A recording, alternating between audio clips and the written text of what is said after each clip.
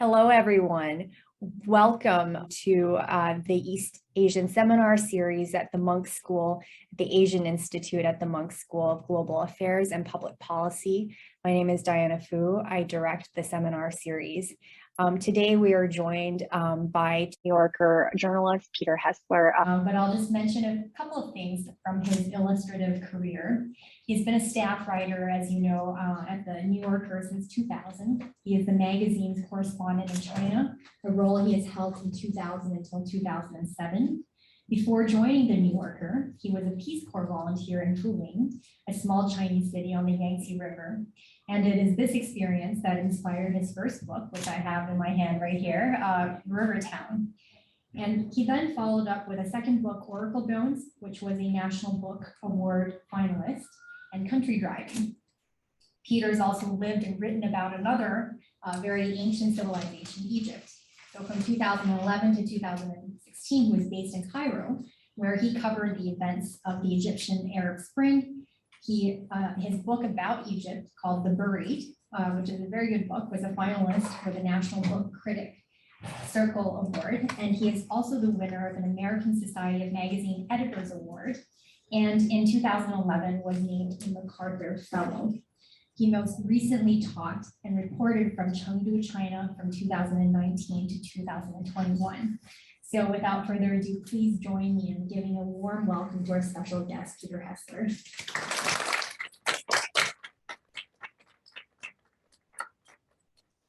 I also want to remind the audience, both here and online, that following the brief discussion and conversation that I have with Peter, that you will be given a chance to ask questions. So for those of you here, you can ask live. And for those of you joining online, please use the Q&A function on Zoom to ask your questions, and I will try to get to as many questions as I can, given the interest. So let us get started. Pete, you just returned from 2 years of living and teaching from what must be considered your Chinese hometown, your Laoxiang, in Sichuan, and you were first there in Fuling in the mid-1990s. So can you tell us a little bit more about your relationship to this part of the world, to Sichuan in particular, right? Because those of us who are Chinese know that Sichuan province is known for, where mountains and lakes and waters meet, and where women are as spicy as the peppers. But can you tell us a little bit about what Sichuan really means to you and how you see China from Sichuan perspective?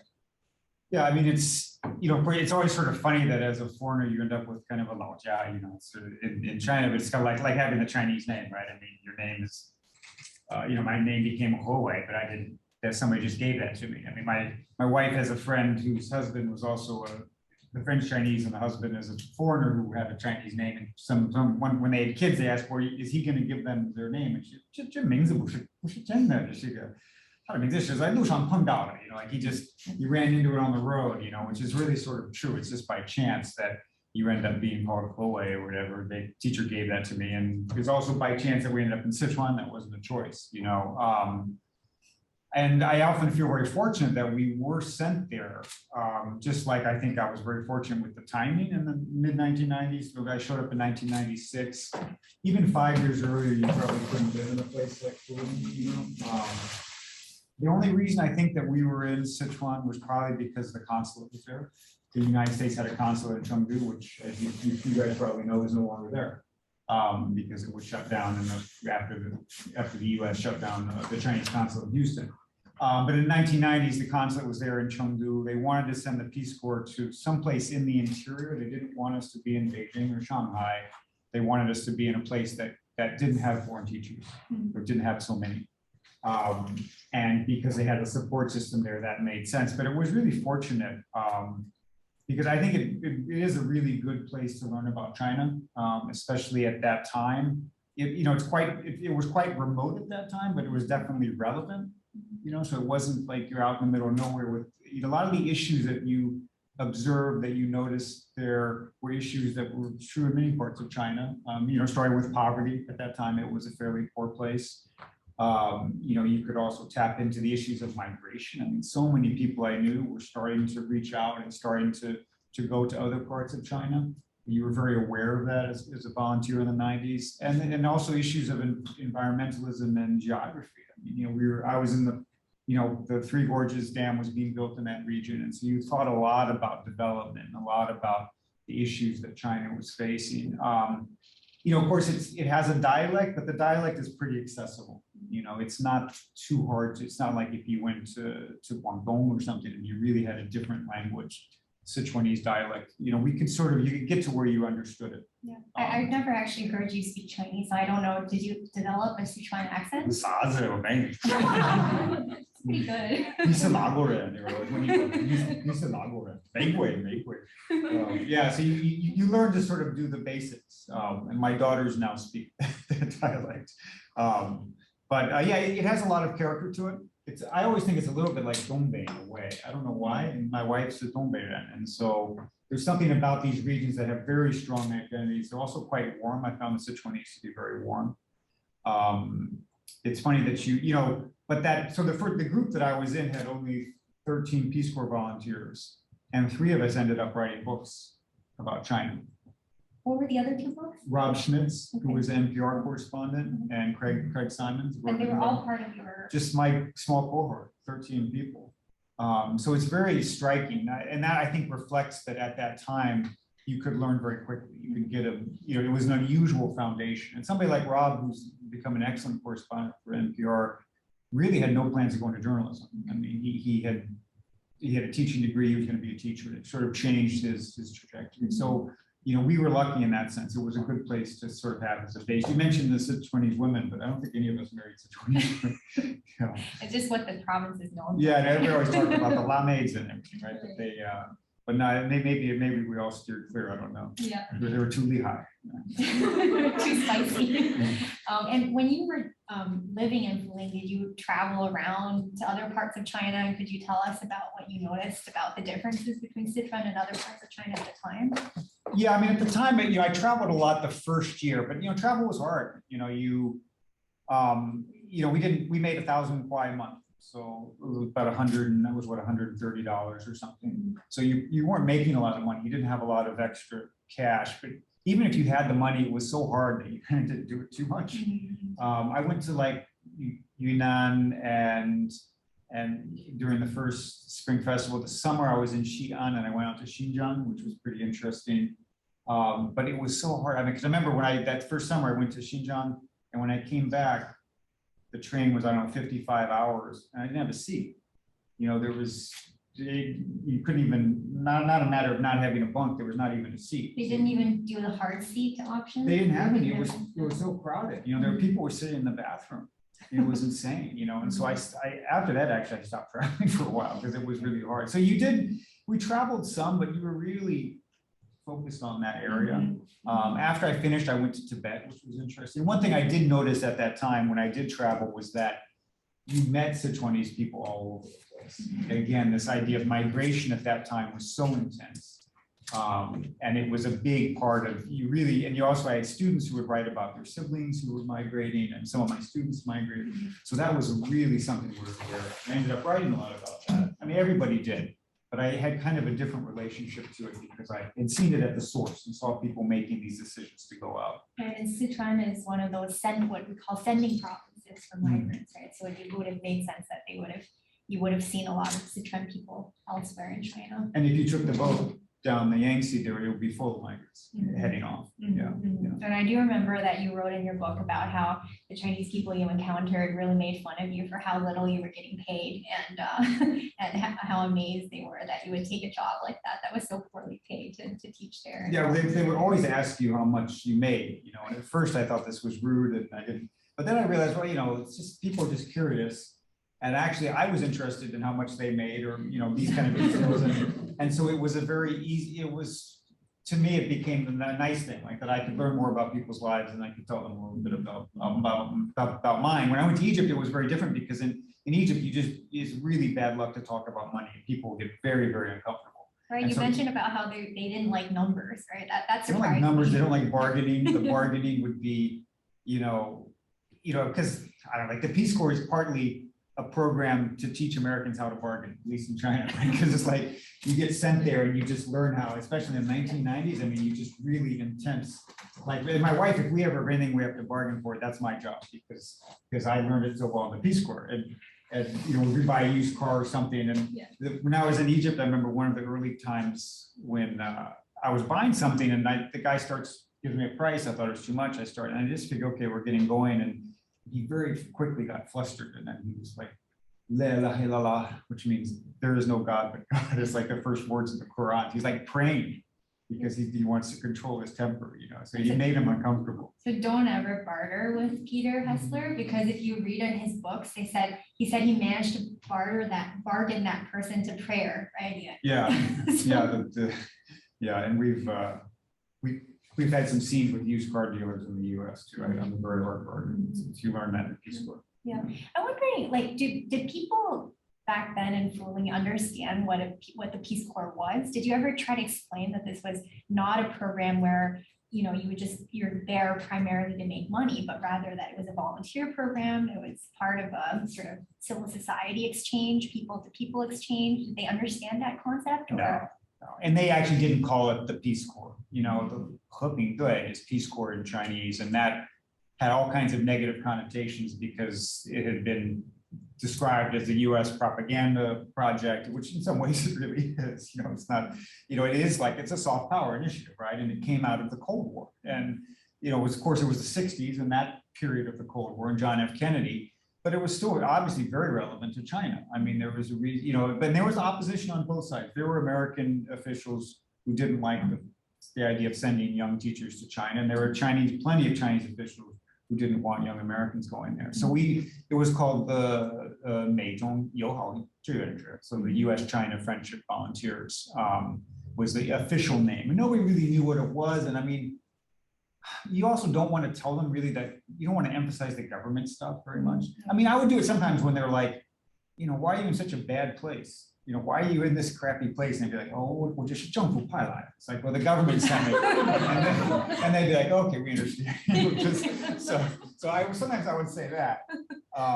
But generally speaking, it was hard to communicate what this was. And to be honest, after I moved to Beijing and became a correspondent, there was a period my first year when I was setting up as a freelancer when I could tell I was being observed really closely, and they were actually questioning a lot of my former students. And so there are people in the government, and I talked to a member of foreign ministry person at one point, and they're like, well, why does somebody who went to Princeton and Oxford go to this little town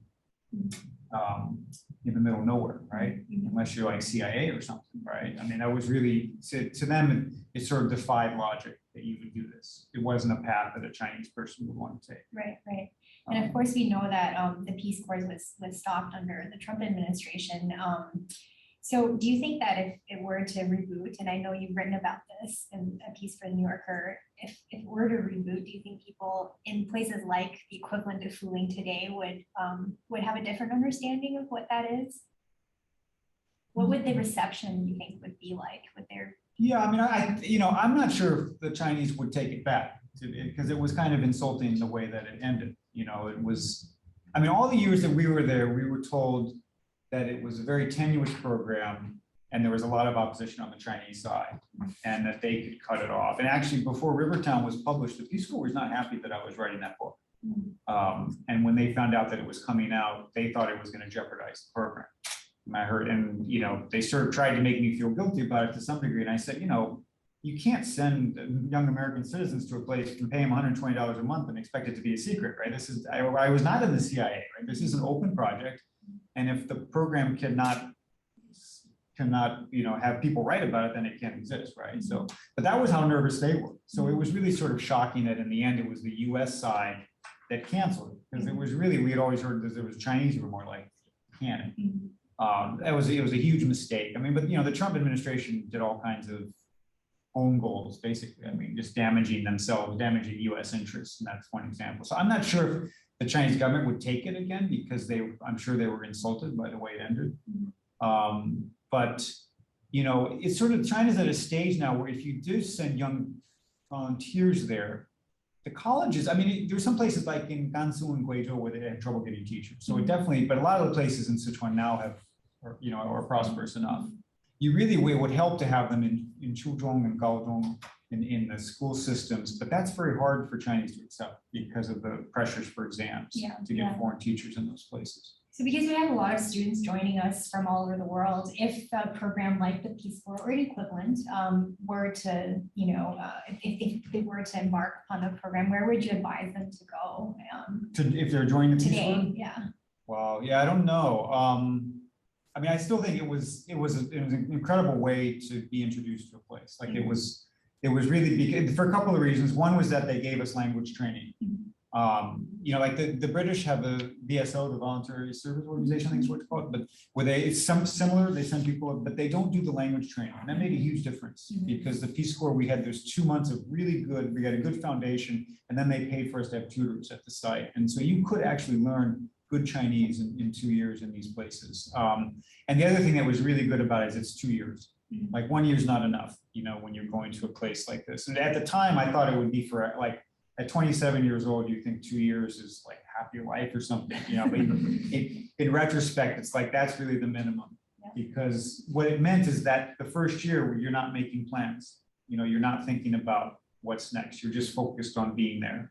And that was really, an amazing part of the experience is you just, and of course we didn't have internet in those days. So you're really just intensely focused on that town and that community, your job. Yeah, no, 2 years makes complete sense to me. I mean, in the discipline of political science, there's I did, my field work in China for 2 years, but that was really a luxury. And now there's more and more pressure to spend fewer and fewer amounts of time in China. And I think you really need to, in order to soak in a place, you really need that amount of time so you can just be there without, sort of being pressured to churn out something right away. Yeah, this issue of contact is a big one now, I think. I mean, obviously the pandemic is one thing, but even before the pandemic, I felt like people were shortening stays, and there weren't as many. When I was there were foreigners who would stay for years and years, and now it seems to be more in and out. Right. And I think that's a shame. Because, Well, speaking of the pandemic, I mean, let's jump to your most recent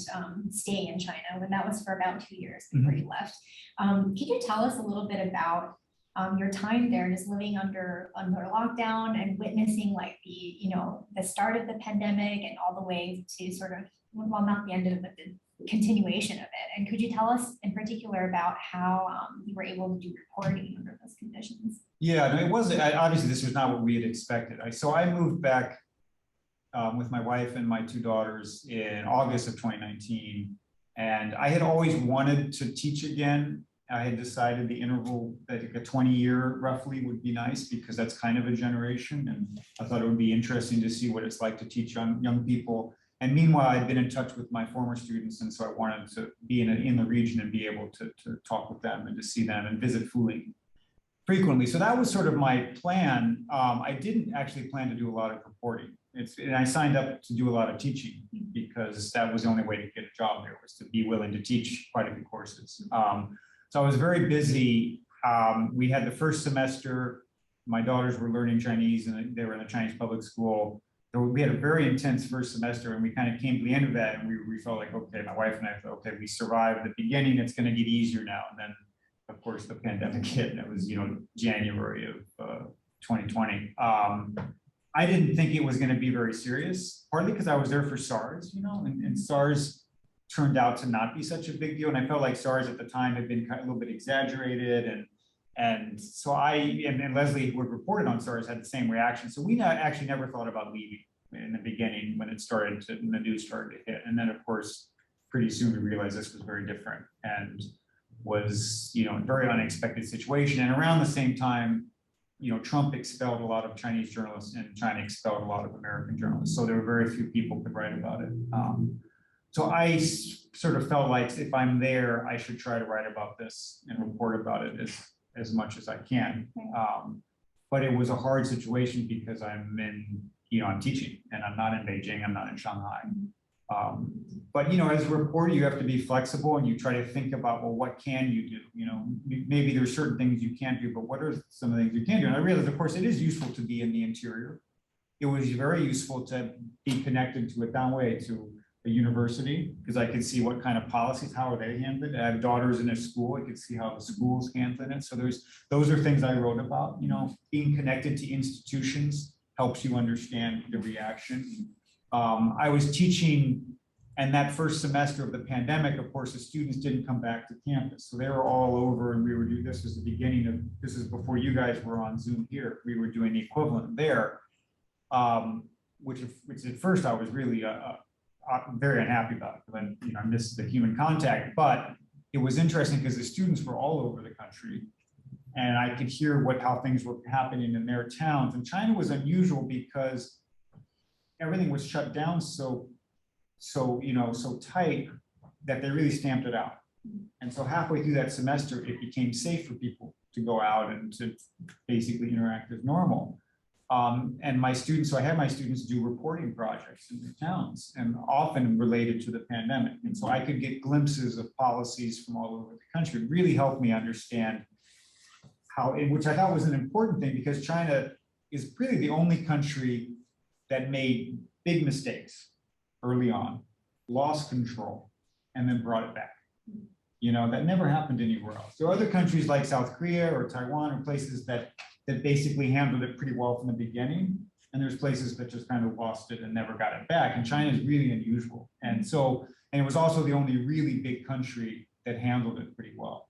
And so I thought it was important for us to know what was going on, what the strategies were. And it helped me having these glimpses from around the country. And I think it was also fascinating for the students because they were in like the neighborhood committees, what you call the shechi.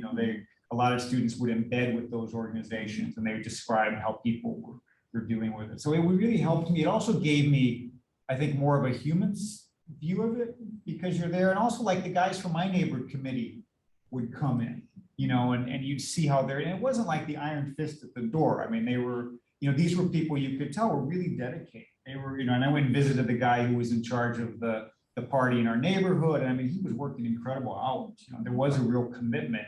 And at that grassroots level, you felt like people were pretty idealistic. They were concerned about this. They wanted to protect the community. So it was a bit of a lighter view than you would get if you're in the US. I've seen it from abroad, I think.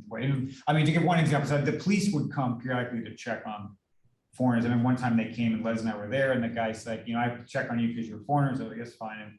And he's like, and I have to take a picture with you to show that I was here. And so, he takes a picture and then he takes off his jacket. He's like, I have to take another picture. Do you know why I'm taking off my jacket? And he's like, because you're supposed to do this before and you needed to look like this is a different time. He's like, exactly. And I was like, you want me to change my jacket? He's like, that would be great. So I put on another shirt, we take another picture so he can save himself a trip, So you get a little different glimpse when you're there, it becomes more human. Yeah, and I think one of the things that distinguished your reporting about the pandemic, which was in that piece in the New Yorker, from other kind of reporting was that it was a very ground up view. And as it's reflected in all of your writing, you kind of explore the society through nodes of connection to your own personal life, whether it be through your children or through, the neighborhood committee or through your students. And I think that's what offers it. So a sort of very finely grained and embedded study, if you will, of the response. So I want to move away from the pandemic for a moment to talk about Egypt, right?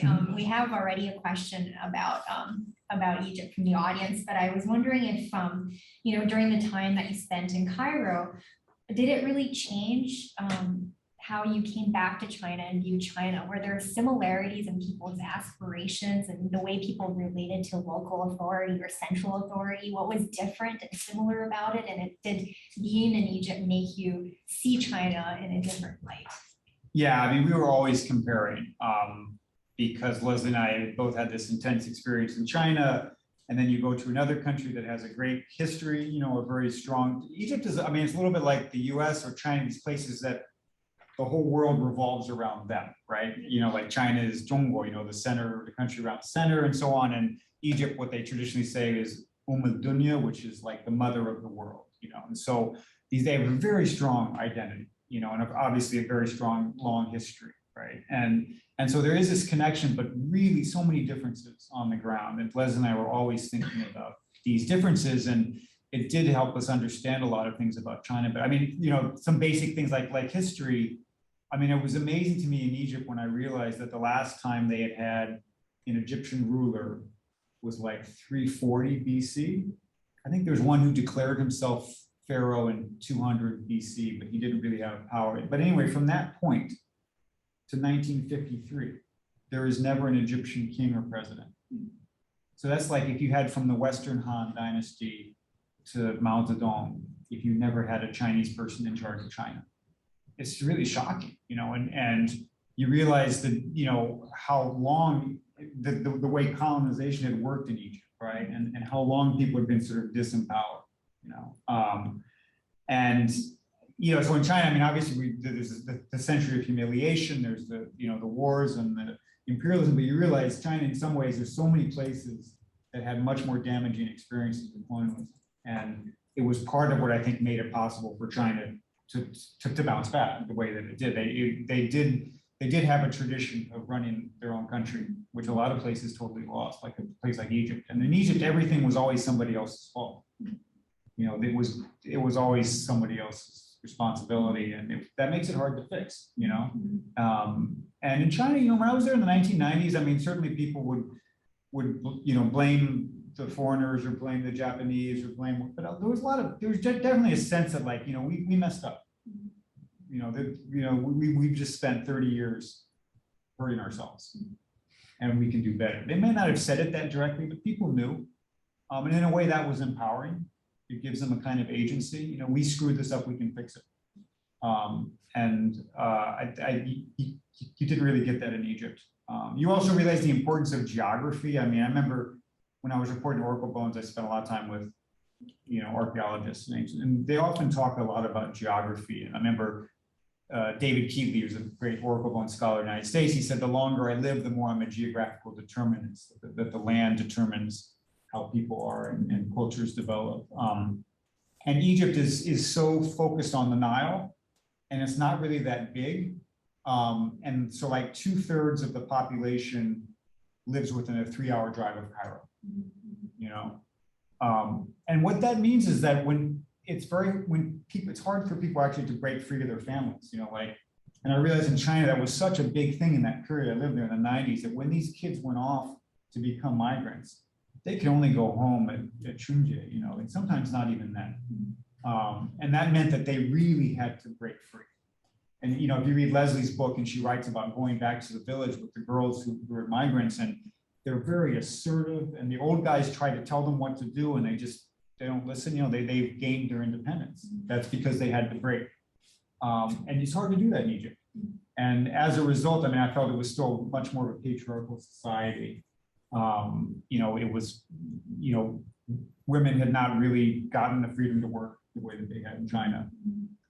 So that's sort of this expanse of China, and the way that migration sent people far from home was really important. It was also fascinating in Egypt that the people who came to Egypt, to Cairo from the outlying areas, they would live in these kind of informal settlements, and people always said they turned Egypt into a village, because there's many sections of Egypt that felt like villages. And it's like, it was so different in China. Like when you go to Shenzhen, the people that went to Shenzhen, the Sichuanese and others, they didn't turn Shenzhen into a village. Shenzhen turned them into city people, you know. That didn't happen in Egypt.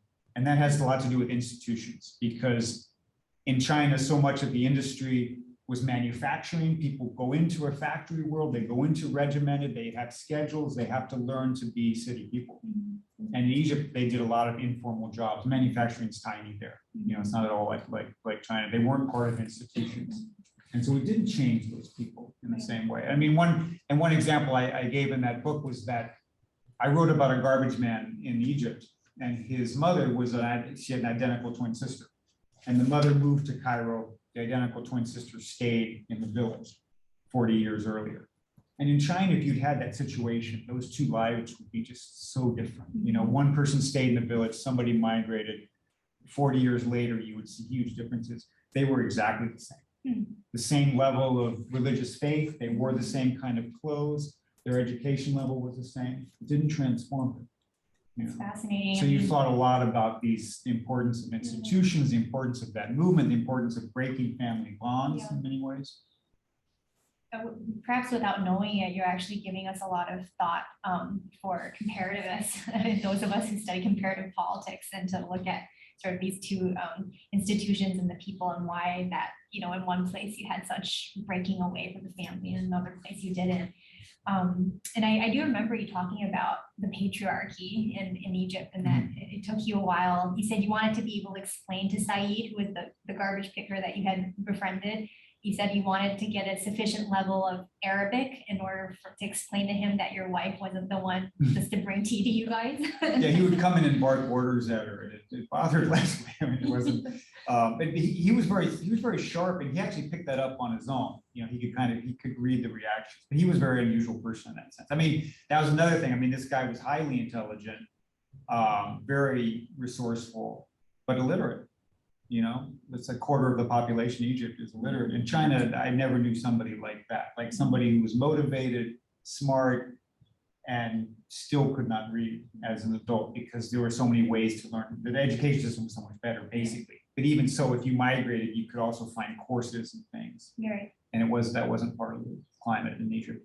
And the other difference that really struck me was you talked about how people in Egypt that you had encountered had an aversion to numbers, and that more than a number of times you would get more change back than you were supposed to from purchases, whereas that kind of calculus never happened in China. They never give you more change than you were supposed to get. If anything, it was the other way around. Right? Yeah. No, I mean, that would never happen in China. Liz and I would laugh about that. The numbers, I mean, in China, there's an obsession. I mean, even when you go to the university, you go to Zhoubao, whatever, and in Chengdu, they have all the numbers of the schools, the Qizhong, is the best one, and there's all these little phrases that involve numbers around education. Yeah. So it's really a very intense difference. Well, look, I've got one more question for you about your forthcoming book, but in the meantime, I wanted to invite the audience here. If you have any questions, to please just raise your hand after this question so we can get to you. Please don't be shy. And then also for people in the online audience, please send in your questions. We have another about less than half hour with him, so please take this opportunity to ask Pete anything you want. So I wanted to finish with your forthcoming book, which you're revisiting your students from the mid-1990s, and it's an incredible longitudinal study, if you will, of these people who you knew when you were 26, 27, and then you followed them for almost a quarter of a century. And you gave us a little sneak preview of it in a piece you did for the New Yorker, but could you give us a little bit more of a sneak peek, and also talk not just about the people who you followed and kept in touch for all these years, but also talk a little bit about the reception of you as a foreign reporter and foreign teacher in China, just 2 years ago versus when you were there in 1996, right? Because for those of you who aren't familiar with China's sort of recent history, 1996, China had yet to join the WTO. It was still very much a developing country. And now, China is a competing superpower. So, did you feel that in the way that people responded to you? So I guess two questions. Yeah, I mean, I put a picture of it. I mean, that's a picture from my first year teaching. Let's see if so these were the students I taught that, in the 1990s. And these are students I taught at Sichuan University. And so you notice, you can probably sense some of the differences, right? And the way that they're dressed. Also, one thing I would always joke to them is, how did I get so short? Because if you look there, I was really tall. That was one, I mean, some things you notice, this, was really striking to me going back, is just the size of people. A lot of these kids are bigger, right? And like the Lancet published something 2 years ago that China, from 1985 to 2019, they had the largest increase of height in boys' height, 18-year-old boys' height out of 200 countries. The average Chinese boy is 3.5 inches taller than he was then. And you would really see that. And I would see that among my former students, when I would see, this is one of my students and her son, the kids are always towering over them, It looks like, it's like I don't know, it's like a different species or something. It's really bizarre, but that's the, you know, the nutrition and the living standards really tangible, right? And so, you know, it's a really powerful thing, and it's something when you feel it like that in the classroom. But it really was like a general, like this was one of my students there. And then her son actually was at Sichuan University when I was there. So her son was at the university that I taught at again. So I often did think about these connections. Yeah, it was such a huge difference. But looking at that this older group of people, let's see if I can get to some. So these are some of the kids that I taught in the 90s. Almost everybody I taught then was from the countryside. They were, you know, had grown up in farm families. Usually they were the first people in their communities to be educated. They, you know, most of them didn't have much money. Quite a few were really poor at that time. And they were not city people, but they were becoming city people, because when you went to the college, actually your hukou was changed to a city hukou. That was, so I mean, it really was like a line had been drawn.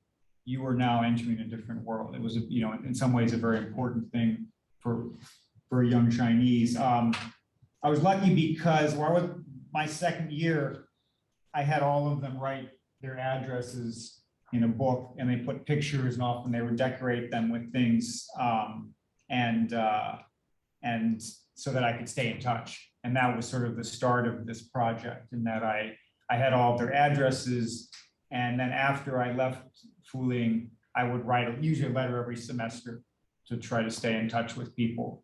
These were just the long form traditional letters, or not email. This is pre-email, because they didn't have email then, and they didn't have phones yet. You know, I left in 1998. And so I would I would hand address them, copying those things. My Chinese writing is terrible, but I would do, you know, I just spend the time doing it. Eventually I made copies of it, and then I would cut and paste them. But it really was important because we did stay, we never lost contact. And then soon it got easier because they started to get phones and email, and the communication got easier. But we had this intermediate period. And so I was able to, and of course I was making trips back as well. So you do, you know, I did have very close contact with them over this period of time. And I mean, it's unbelievable the changes. Let's see if I can get some of the pictures, the changes in their lives. I mean, this is those kids now, you know, they're middle-class people, they're middle-class urban people. You know, when I did and I started doing surveys too, to try to track how their lives had changed. When they entered the job market in the mid-1990s, their salary was usually about $500 a year. When I did a survey in 2014 of the people that responded, the median household income was almost $18,000. And last year I did the survey again, and it was $35,000. I mean, so this is really, you know, their standard has really risen. Pretty much all of them are now city people. You know, but one thing that really strikes me when people ask, well, what jumps out at you about these people is obviously their lives have been transformed. They left the villages, they became city people, they became educated, but there's also kind of a remarkable stability that balances this in a way. Like, I was at a teacher's college, and more than 90% of those kids are still teaching, you know, which is, I find just amazing. Like in America, if you took people from a teacher's institute 25 years ago, probably the same in Canada, and looked at it now, how many of those people would still be teaching? A lot of them would have dropped off, done something else. It said something about that job in China. You know, it's a respected job, and I think they were paid pretty well. I can tell that from their responses, and so that has been quite stable. I also, you know, asked them how many jobs they had, and the average was 2.1 jobs during that quarter century. They haven't changed jobs much. A very low divorce rate. I asked that question twice, and both times out of about 30 respondents, only one person had been divorced. And that's partly because they still have rural values in a way. You know, like that's also interesting. Even though they've changed so much, I can still recognize a lot of their values as coming from older traditional China. And I feel like in some ways this has been a balance to the change. If there's too much change, it's very hard on people psychologically, and there's something here that has remained stable. Yeah, I think as foreigners, we often look at China and you see there's all this social change and economic change, geographical change. Why is there no political change? You know, this is our question. Like, as foreigners, we look at China and think that, but when I look at these kids, I can kind of understand there's another side to it. It's like maybe the political stability allowed for all this other change. I think it's totally logical to take the foreign view, which is like, you have all this other change, why haven't the politics changed? But it's also just as logical to look at it the way many Chinese would, which is, well, maybe having stable politics allowed us to make these other changes. You can really see it both ways. And I do think about that more having had contact with them. Like, you do wonder how much can a society be transformed and for people to not lose their bearings. But it's interesting that these folks have not lost their bearings. They're still very recognizable. That's really interesting. I think you pretty much answered a number of the questions that came in about what the biggest changes were in the 25 period from when you first went there to when you returned. So I want to invite the audience here to ask any questions that you may have. You can just raise your hand, and I think someone will be coming around with a mic. Or you might not even need a mic, but and if you could please briefly introduce yourself as well. Okay, yeah, you don't need. Hello, Mr. Hessler. I'm a third year student, undergraduate. I'm majoring in the East Asian study in UT. And I'm a fan of your books, so I'm very glad to meet you today. And my question is, do you consider the rise of the little pinks in the Mandarin is called 小粉红, and the more aggressive attitude that Chinese diplomacy was adopting now, for the results that generated from the Chinese party's attempt to fulfill the emotional void of the masses that left by the break of communism after the Soviet fall in the 1990s. And the Chinese government maybe try to fulfill it with the populist nationalism, I don't know. But and based on your own experiences, do you observe like any insignificant changes based on Chinese young generation's worldview? Maybe comparing to the youth in the 1990s and also the youth that was born after the millennium, like after 2000s. And you consider the Chinese young generations will change their values, including the political values or will values sometimes in the future, as maybe there are significant changes appeared in the geopolitical condition in the stage. Thank you. Yeah, that's a good question. The 小粉红 sort of little pinks or sort of very intensely patriotic, pro-communist young people. And I'm writing something that touches on this now for the New Yorker. In my experience, I feel like that phenomenon is a little bit exaggerated, I guess. Like, I think the internet kind of exaggerates it or amplifies it in a way. I didn't sense that in my classrooms. Like, I didn't feel like the kids, I actually thought they were less nationalistic. And people kind of forget, I mean, in the 1990s, you didn't have any outlet for it. So it wasn't like the people could post things online or whatever. But I mean, my students were, I think at that time, were much more nationalistic actually than my students at Chuanda. Now, there are differences that Fuling was not was a lower level college. Chuanda is at Jiubawu University, it's probably one of the top 40 or so. But in the 1990s, only 6 out of every 100 young people went to college. So that was still a fairly select group of people. I feel like the young people now, and many of them would say, we're not that interested in politics, They would, in the 90s, when I would ask my students about public figures they admired, it was always the political figures. It was Mao Zedong was by far the most common. Kids now would tell me they would be kind of embarrassed if a classmate said that he idolizes Mao Zedong, and when I asked them people they admired, it was almost by far the most common choices were businessmen and scientists. Very few political figures. I don't remember a class when Xi Jinping's name came up. Not once. Maybe the 小粉红 just didn't take your class because your classes. But half of my classes were people signed up for, but half of them were assigned to it. It was freshman composition. So I actually didn't. There is some self-selection in my journalism class, but there's not in my freshman classes because they were engineers and they were just assigned to my section. So it's I don't think it's perfectly represented, but I think. That also talking to kids and asking them for their impressions, it felt to me like this is not that. I think it's not as it's often described. Okay. There are tools for people to amplify their views.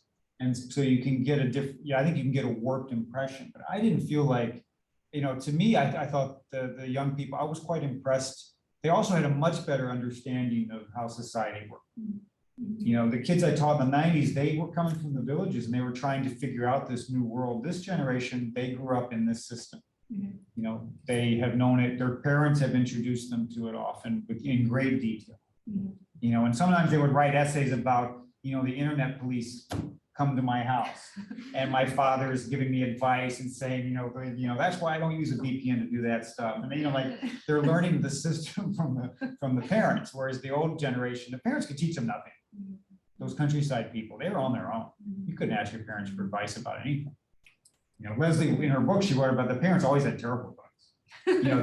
They would always be like, don't ever change your job. Go to a factory and just work there the rest of your life. That's the worst thing you can do in Dongguan, right? And so, but this has been stable for a while. And so, so I was generally, my contact with the young people at Chuanda made me optimistic, actually. I mean, this is not an optimistic moment in China, generally speaking, but that really, I did find that somewhat reassuring. Yeah. So like Xiaofeng Hong aside, what about your reception? Because we have another question that kind of circles back to my question earlier about your reception as a foreigner. Because even if people are not themselves uber patriotic, there is still the sense that compared to the 1990s when China was still sort of opening up and there was a general sense that there was something to be learned from the West. Versus now, it seems like, you turn on CCTV, and it's not just government propaganda, it's just there's a general popular sentiment that all the world's problems are actually caused by the US, everything from the pandemic to Ukraine to, you name it, the theories all trace back to blaming the US. So I wonder, was that a sentiment that was also present in your classroom? It's an old story though. I mean, 1996 was right after the Taiwan, the really aggressive US-China stuff that went on in the Taiwan Straits in 95, right? So when we arrived in 96, it was on the heel. There always seems to have been something, right? It kind of, so, I didn't find that as intense as I might have expected. I mean, people are much more connected with the outside world and much more, especially young people. Young people is different, right? I mean, 2/3 of the Chinese passport holders are millennials, right? And that's a huge number, almost, and they're like, I'm corresponding with my students now because I'm fact checking the story I'm working on. There's one of them's in Sierra Leone right now, one of them's in Lubbock, Texas, one is in the Netherlands. I mean, I'm writing these people, they're all over the world. This is a totally different generation. I mean, people here, many of them, have come fairly recently from China. So I think that there isn't this great desire, at least among the young, to cut off everything, right? I mean, I think people are engaging in one way or another. I mean, I hope that those connections and energies is what brings us through to something different than what we have right now. That's always my hope, because you go through these moments, but there's also other currents that are beneath the surface that may be hard to notice, but later become important. Right. And it's interesting to see you have such an optimistic take, even though I guess your contract wasn't renewed, or you ended up leaving. I wasn't. They wouldn't renew my contract, so obviously it was for political reasons, and it wasn't. I hadn't intended to leave at that point. It wasn't a surprise. I mean, this is. So when I say optimistic, I mean, I don't know if I'm really optimistic, but my contact with the young people made me feel more optimistic. With the institutions is not the same, and it's a very difficult time institutionally in China. And there has definitely been, cutting off of relations with foreigners. Has been, very few journalists are still working there from the United States, and those are very troubling to me. Those dynamics, and I hope that changes. But I wasn't able to stay. Yeah, and by the way, that was a question actually from an online audience member who is a big fan of yours and is from Chongqing, and had asked this person how Jun Lee had read every single piece of your work, including your articles in New Yorker, and wanted to know how you felt about leaving. Yeah, no, we didn't, we had planned to be there for 5 years. We would still like to find a way to come back if it's possible. And I also know that when I say my contract wasn't renewed, that was not because of some top-down decision. So it wasn't the same as the journalists who were expelled. They were expelled by the government, and there's black and white. With me, it was just that I think that Sichuan University got a little nervous about having me there. It's very understandable, but I think they were being careful rather than the government telling them you've got to, at a time like this, there's a lot of ways in which the politics work. And sometimes it is clear orders, and sometimes it's a general nervousness where people just do whatever is the most cautious thing. And that was my situation. It's reading signals from. Yeah, and trying to anticipate what's going to be a problem. And I was, to be honest, I'm sympathetic with them because we didn't expect that we were going to be there and I was going to be covering a pandemic and this sort of thing. And so I can understand it put pressure on the university. Right. We have a question from an audience member. Yes, please go ahead. My name is Edward. I'm a first year intending to major in public policy, and I have two questions. So, one, how do you start writing for the New Yorker? And then two, can you tell us a bit more about your experiences with censorship in China? So with the New Yorker, I mean, I started in college. I studied fiction, and so I wanted to be a fiction writer. I wanted to be a novelist. I was at Princeton University, and then I took a creative nonfiction class as a junior, taught by John McPhee, who's a very famous New Yorker writer. And that was the first time I started to realize that you could actually do a lot of things you do in fiction with nonfiction in terms of the way your writing style. And so I started to think more about nonfiction. So by the time I was in Fuling, I had already published essays and so on in newspapers, but I had never held a job in journalism. And really Rivertown was the first kind of long piece that I ever wrote. But then as far as writing for the New Yorker, so after leaving Fuling, I went back to the US for maybe 6 months to write a draft of that book and to look for a job. And I finished the draft of the book and a publisher accepted it, which surprised me. But I couldn't find a job. I couldn't find a job in journalism in the US because I didn't have a sort of traditional resume. And I was told that I would have to go to a very small local paper and kind of work my way up from the neighborhood level. And I felt like I should get back to China because I just had this 2 years experience. I had I had picked up a lot of the language and I thought I should build on this. And so I just decided I'll go back as a freelancer. That was in 1999. And that was a very fortunate decision because this was around the time when people were just starting to get an interest in China. And so I moved there in 99, and within a year almost immediately I was getting a lot of work because people wanted stories from there. And there weren't that many people there who could speak Chinese and who could go around and report and write. And so after about a year, I had visited a rat restaurant in Guangdong province, and I wrote kind of a letter about this. It was a funny experience. And I sent it to various people, and I sent it to John McPhee, and he sent it to David Remnick, and David Remnick bought it as a story, and that's how I got started with them. So it was very unexpected, and it really was just a matter of being in the right place at the right time. There was this need to have somebody in China to write, yeah. Was it like in Shouts and Murmurs? No, it wasn't one of those. It was a very short, maybe 4-page.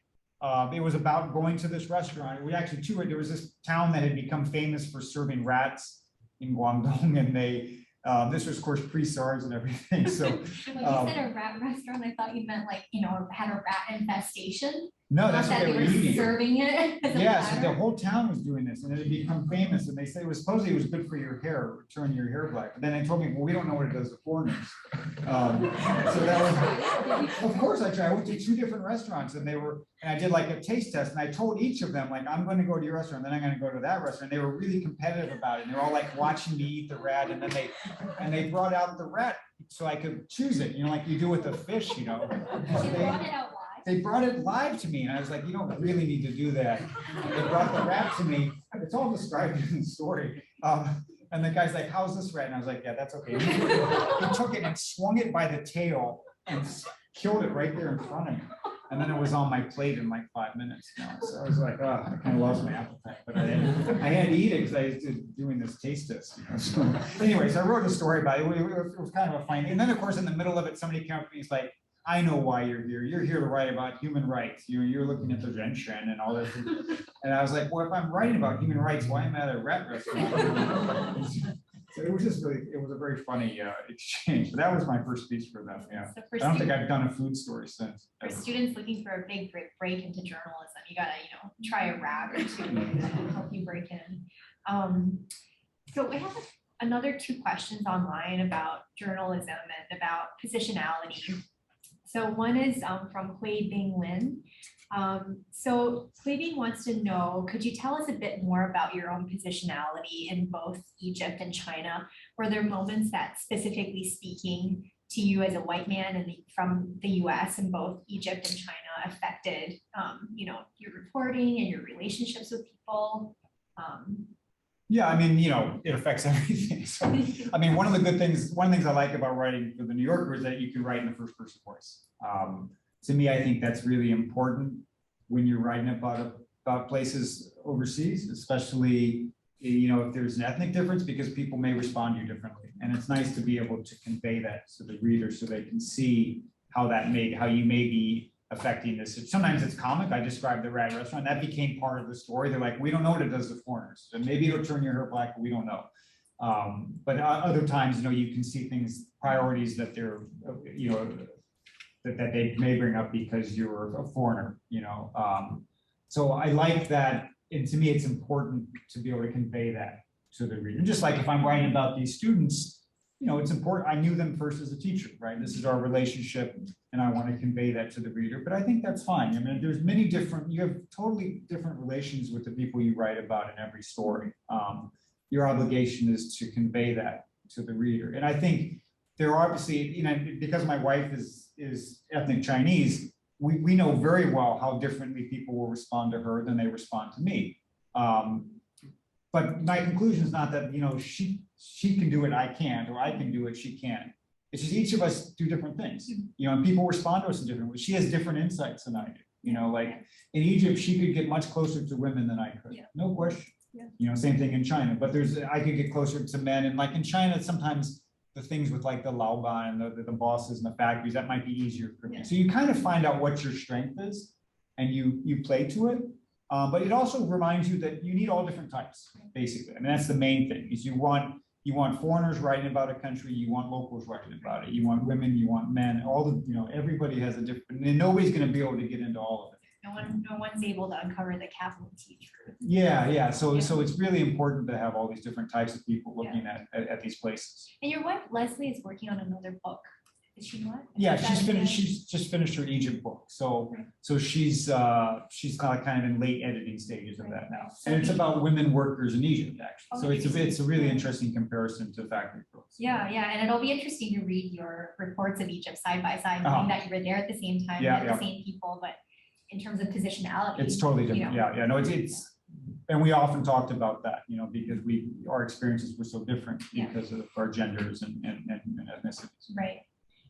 So we only have time for like one more question. I wanted to prioritize one here. Yeah. You want to go ahead and introduce yourself? Yeah, my name is Lee. I'm a postdoc from UFT, and I want to ask you about your views of Chinese immigrants. I heard your stories about Chinese immigrants, vendors, merchants like selling lingeries in Egypt, and you talk about they are very pragmatic. They didn't try to learn any culture, religion, and stuff like that. They do that kind of business in a different way from Westerners. I want to know your view about maybe the Chinese immigrants here in North America. Do they see them different from the merchants in Egypt? Yeah, I mean, I haven't studied it here as much. I'm starting to visit students who are in the US in different places and sort of seeing what their experience. So I'm sort of early on in looking at that. I mean, Egypt, it was really interesting because I mean, those guys that I wrote about the lingerie dealers I just ran into them by chance in Upper Egypt and very remote places. We would find these Chinese people usually working as couples, selling the most bizarre products, lingerie to very devout Muslims. And somehow this niche worked. It was really amazing. They found this niche.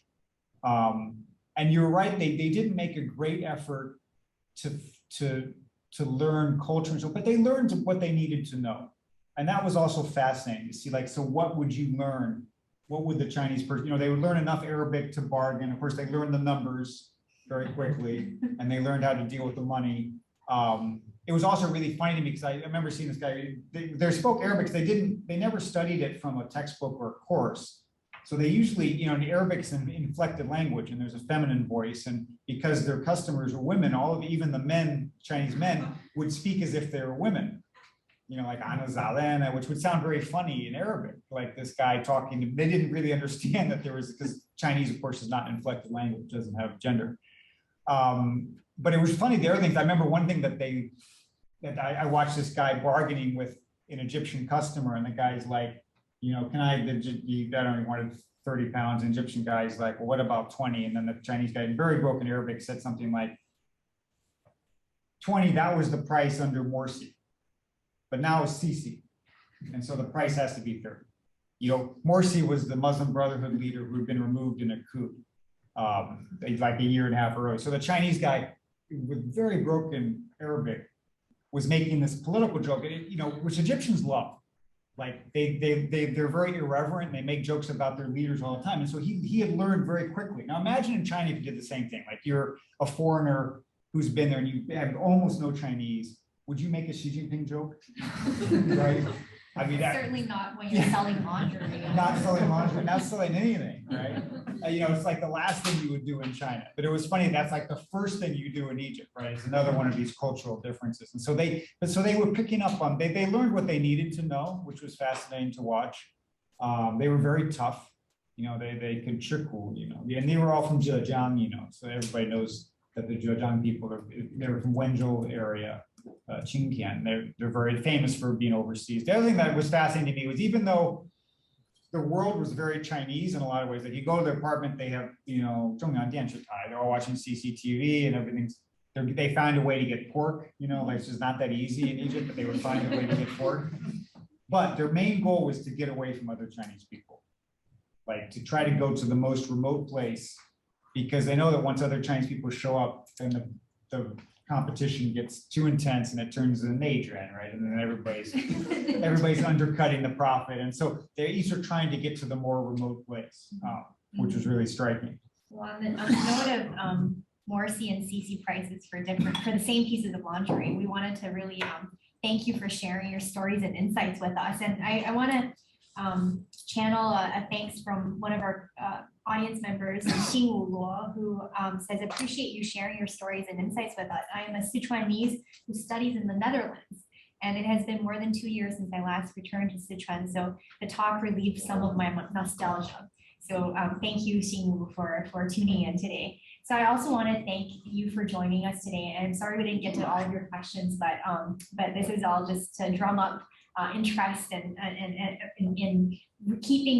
keep reading both Peter's book as well as Leslie's book that's coming out soon.